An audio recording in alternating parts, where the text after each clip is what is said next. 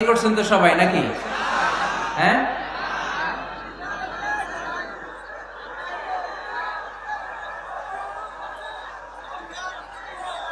করো নাই? বিয়ে করে নাই কে কে দেখি?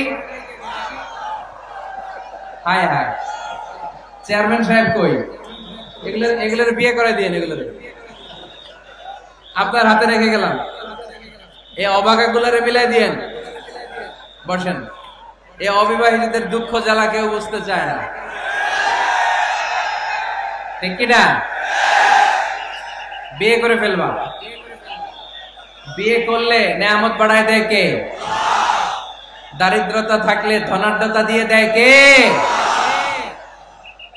সবাই চাকরি করে বিয়ে করতে চায়, ব্যবসা ভালো হলে বিয়ে করতে চায়, কিন্তু জানেই না ব্যবসায় ভালো হওয়ার আর চাকরি পাওয়ার মাধ্যম হচ্ছে আগে বিয়ে করা।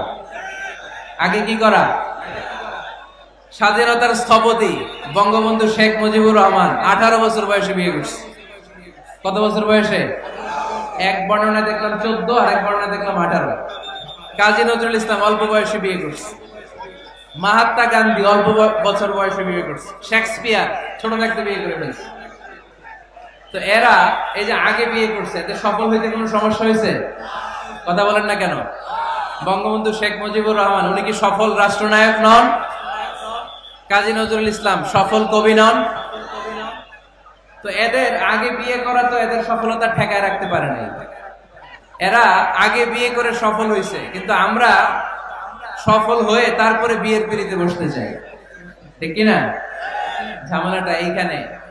এই জন্য ছেলের বাবা, মেয়ের বাবা, নীলফামারীতে যারা আছেন সবাইকে বলি, ছেলে মেয়ে প্রাপ্ত বয়স্ক যদি হয়, ছেলের জন্য উপযুক্ত মেয়ে পাওয়া গেলে, ভালো মেয়ে পাওয়া গেলে দিনদার, আর মেয়ের জন্য ভালো পাত্র পাওয়া গেলে বিয়ে দিয়ে দিবেন। আর নিকাহ মিন সুন্নতি ফামান রাগিবা আন সুন্নতি ফালাইসা মিন। বিশ্বনবী বলেন, বিয়ে এটা আমার সুন্নাত, আর যে আমার সুন্নাতকে পছন্দ করে না সে আমার উম্মত দাবি করতে পারবে। আরবাউন মিন সুনানিল মুরসালিন, 4টা কাজ দুনিয়ার সব নবীরা করেছেন, এর মধ্যে একটা হচ্ছে বিয়ে। সুবহানাল্লাহ পড়বেন না? এজন্য বিয়ে করবেন সম্মানিত ভাইরা, বিয়েতে বরকত। যারা বিয়ে করে নাই তাদের ঈমানের অর্ধেক অপূর্ণাঙ্গ। বিয়ে করলে ঈমানটাকে পরিপূর্ণ করে দেয় কে?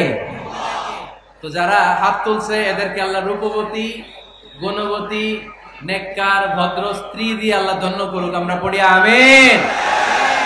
দেখছেন এখন গলার আওয়াজ বড় হয়ে গেছে, এখন মহা খুশি।